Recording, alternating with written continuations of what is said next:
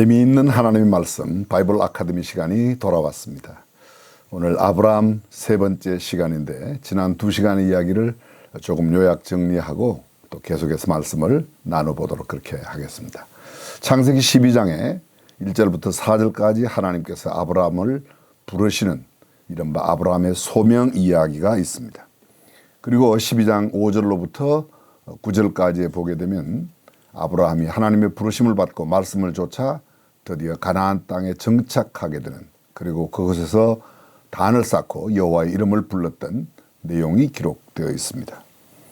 그러나 이 10절 이하에 보게 되면 우리의 마음을 조금 혼란스럽게 하는, 하나님의 언약의 땅 가나안에 머물지 아니하고 어려운 기근의 환경 까닭에 애굽으로 피신하고 있는 아브라함의 모습, 그리고 자기의 아내 사레를 누이라고 속이며 아주 큰 어려움을 겪게 만드는 애굽 왕 바로까지 큰 시험을 당하게 하는 그런 사건이 17절까지 기록되어 있습니다. 그러나 이 12장의 마지막 부분 18절 이하 20절에 보게 되면 그럼에도 불구하고 하나님은 여전히 아브라함을 사랑하시고 사레를 지키고 보호하시는 언약에 신실하신 하나님의 모습을 볼 수가 있습니다.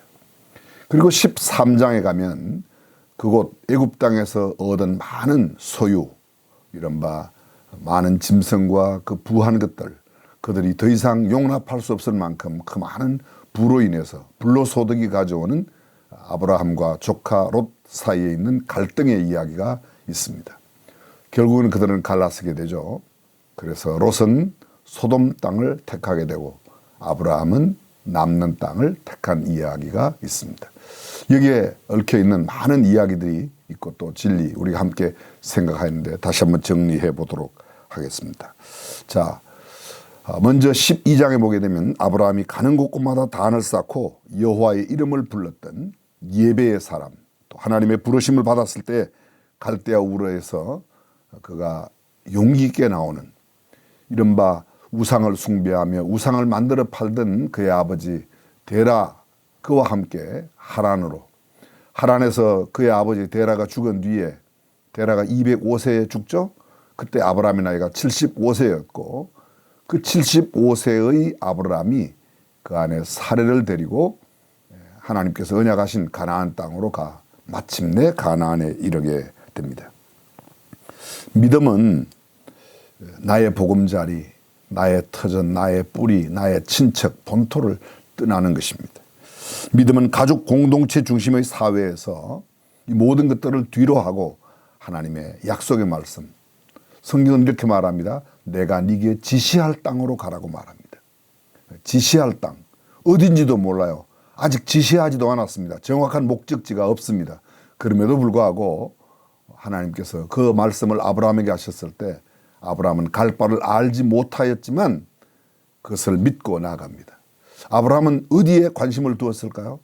하나님께서 말씀하시는 곳이 어디인가, 언제, 어디로 가라고 말씀하시는가, 그의 관심과 시선, 그의 초점은 언제나 하나님께서 말씀하시는 곳에 두었을 것이라고 믿습니다.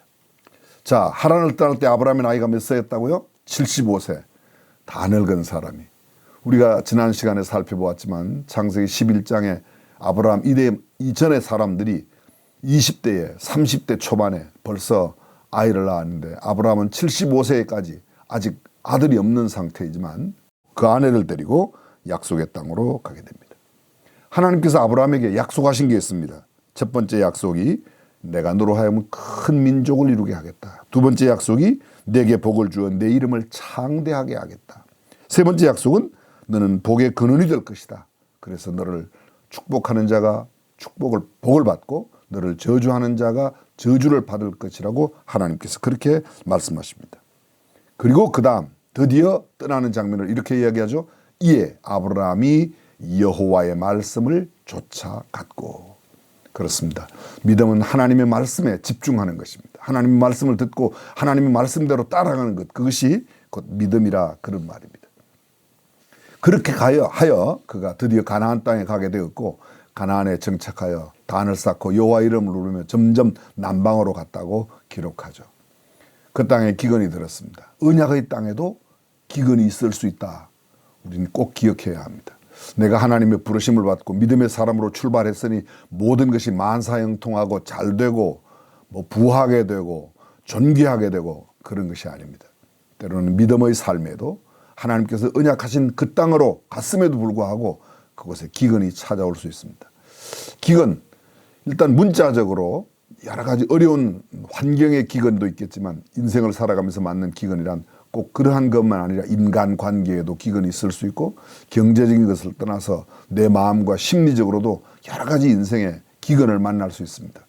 근데 그 기근을 만났던 아브라함은 언약의 말씀, 이 땅을 너와 내 자손에게 주리라고 하는 말씀을 순간 잊어버리고 애굽으로 우거하러 갔다고 말합니다. 우거가 뭐예요? 잠깐 떠나겠다.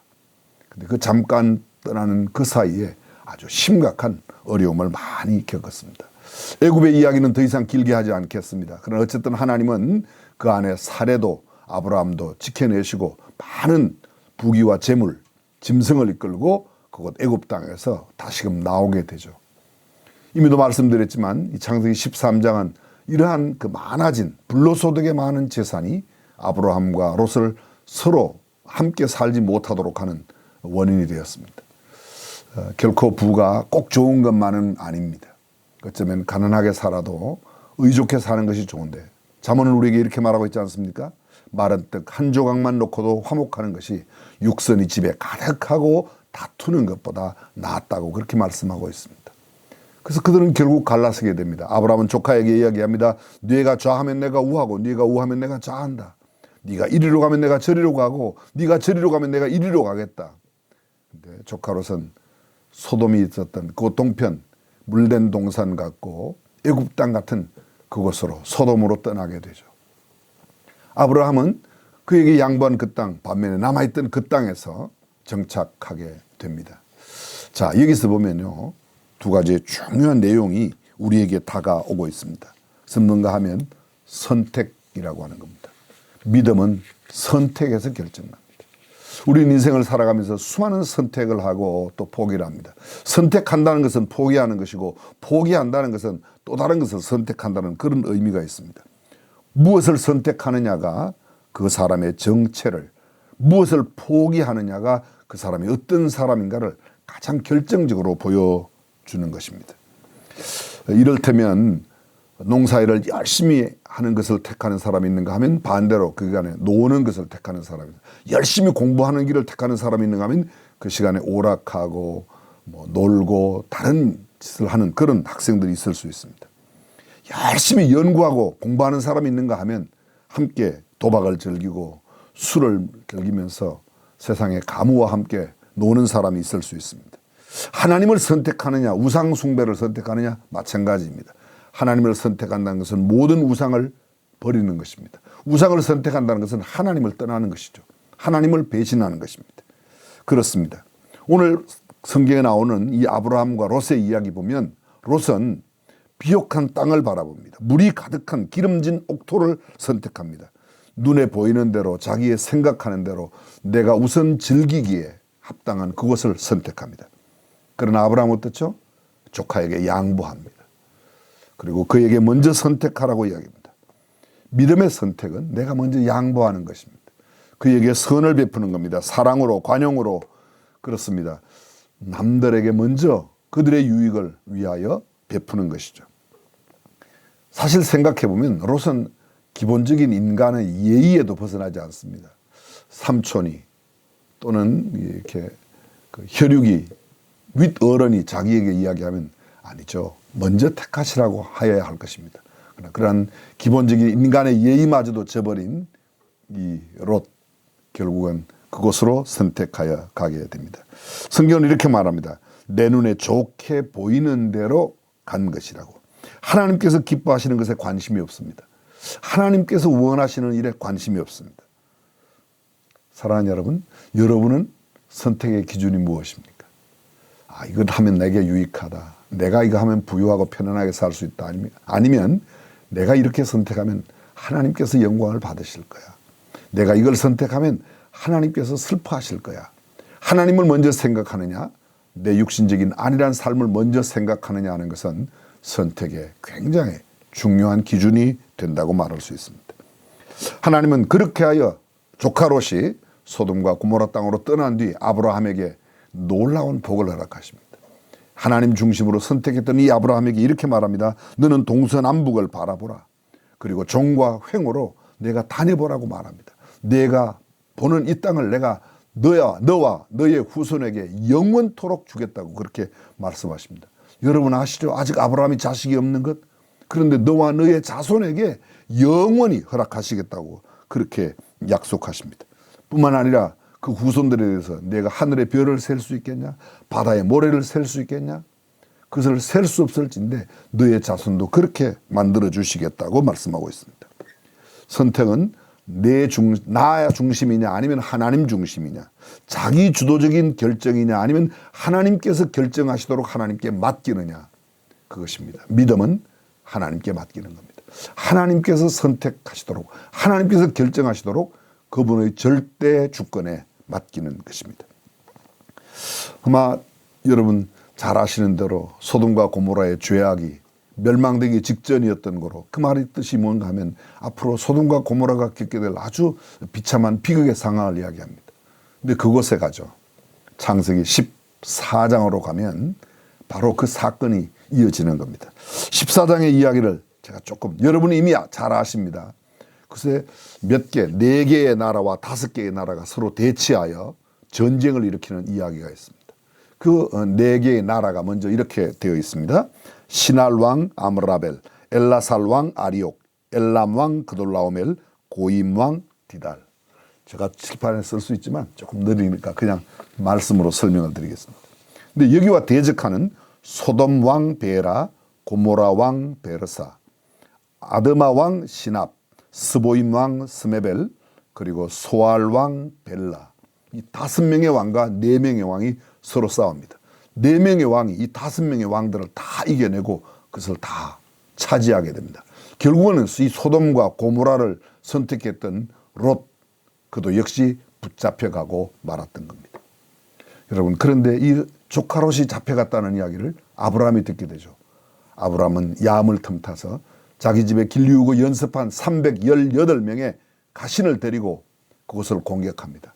그리고 이 4명의 5나라를 이겨냈던 4명의 왕들이 있는 이 그돌라오멜, 소위 특별히 그돌라오멜을 공격해서 조카 롯과 그 가족들을 모두 다 건져내어 오게 되죠. 참 저는 여기서 보면 아브라함은 대단한 믿음의 사람이야. 내가 싫다고 자기가 먼저 선택하고 갔지만 그곳에서 잘 살지도 못하고 결국은 패전해서 포로로 붙잡혀 갔는데 그 조카를 구하러 아브라함이 갔다는 겁니다. 우리는 이 아브라함의 모습 속에서 하나님의 모습을 보게 됩니다. 하나님의 사랑, 끝없는 사랑, 또 베푸시고 또 건져내시는 그런 하나님의 사랑을 우리는 보게 되는 겁니다. 그런데 이 조카 롯을 구하고 그것에 많은 전리품들을 가지고 옵니다. 가지고 올 때 그를 맞이하는 왕 멜기세덱이 있습니다. 멜기세덱에게 그 전리품의 10분의 1을 드리게 되죠. 근데 여러분, 이 멜기세덱이라는 이야기가 창세기 14장 이곳에 나타나고 다른 성경에 거의 나타나지 않다가 신약 성경 히브리서에 가서 무엇보다도 그 누구보다도 위대하신 예수 그리스도의 제사장 직분을 이야기할 때 멜기세덱의 반차를 따랐다고 말합니다. 여러분, 제사장의 지파는 어디에서 나오죠? 그렇습니다. 레위 지파, 아론의 후손들, 레위 지파 사람들이 제사장이 나오고 그들이 다 성막의 일들을 돌보는 사람으로 레비티커스, 소위 레위기에는 레위 지파 사람들이 하는 성막의 일들을 이야기하고 아론과 훌을 비롯한 제사장의 가문을 쭉 이야기하고 있습니다. 근데 여러분, 지금 아브라함 시대입니다. 모세는 적어도 아브라함보다 500년 뒤의 사람입니다. 그리고 모세 시대 레위 지파에서 그런 제사장이 났는데 이미 그 이전 모세 시대 이전 500년 전에 아브라함 시대에 멜기세덱 왕이 있었다고 말하고 있습니다. 멜기세덱 왕을 성경은 이렇게 말하고 있습니다. 의의 왕이라고 말합니다. 그는 참 신비한 인물입니다.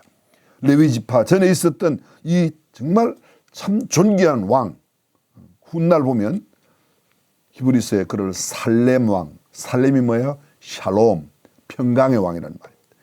그 문자 그대로 평강의 왕이라고 되어 있습니다. 아버지도 없고 어머니도 없고 시작한 날도 없고 생명의 끝도 없이 하나님의 아들과 닮은 영원한 항상 제사장, 영원한 제사장 누구예요? 창세 전에도 계셨고 지금까지 계속하시고 앞으로도 영원히 함께 하시는 예수 그리스도, 그분을 의미하고 있는 이 멜기세덱 왕, 그에게 드립니다. 전리품의 10분의 1을 드립니다. 근데 나머지는 아브라함의 가지라고 말하는데 아브라함이 그 전리품 가운데 단 하나도 취하지 않습니다. 여기에 매우 중요한 의미가 있습니다. 그것이 무엇입니까?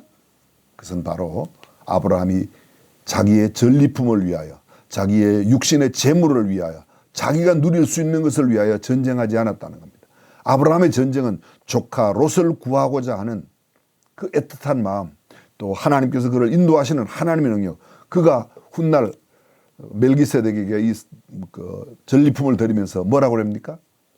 멜기세덱의 이야기와 똑같은 내용이 담겨져 있습니다. 너로 하여금 전쟁에서 이기게 하신 하나님께, 아브라함이 똑똑하고 아브라함의 신화가 훌륭하고 그 사람들이 무슨 위대해서가 아니라 하나님께서 그로 하여금 승리케 하셨다는 겁니다. 여러분 아실 겁니다. 아마 역사적으로 보면 스파르타 300명이 페르시아가 이끄는 크세르크세스 페르시아 왕이 100만의 군사를 이끌고 스파르타의 왕이었던 레오니다스가 이끄는 300명과 붙습니다. 근데 300명의 군사가 100만 명의 군사를 이겨요. 몇 대 몇이에요? 계산이 복잡하죠? 3,333대 1이에요. 스파르타군 한 명은 3,333명을 이겨냈습니다. 훈련되었기 때문에. 근데 오늘 여기 아브라함은 318명의 가신을 데리고 집안에 있는 종졸들이죠. 하인이죠. 아마 노예 아랫사람들, 그런 사람들을 데리고 가서 4명의 나라 왕들이 함께 연합하여 있는 그곳으로부터 이 롯을 구해내 옵니다. 구해왔지만 얼마나 불안할까요? 얼마나. 혹시 그 그돌라오멜 왕과 그 4명의 왕들이 나를 치러오면 어떡할까? 근데 여러분 15장 1절은 참 놀라운 말씀이 있습니다. 하나님께서 이렇게 두려워하고 있는 아브라함에게 나타나십니다. 창세기 15장 1절 제가 한번 읽어보겠습니다. 창세기 15장 보면 1절에 이렇게 되어 있죠. 자, 여러분도 한번 함께 보셔도 좋을 것 같습니다. 이후에 여호와의 말씀이 이상 중에 아브라함에게 임하여 가라사대 아브라함아 두려워 말라. 나는 너의 방패요 너의 지극히 큰 상급이니라. 얼마나 놀랍습니까? 아브라함은 지금 가장 불안해할 겁니다.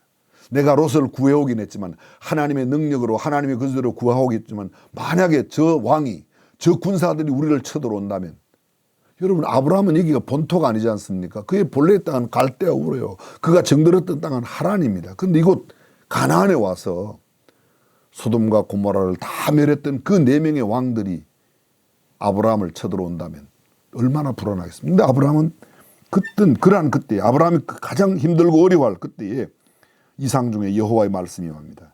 아브라함에게 임합니다. 아브라함아 두려워 말라. 나는 너의 방패요 너의 지극히 큰 상급이라. 사랑하는 성도 여러분, 우리가 인생을 살아가면서 때로 불안하고 위기를 느낄 때가 있을 겁니다. 그때 이 아브라함에게 주셨던 하나님의 말씀을 기억할 필요가 있습니다.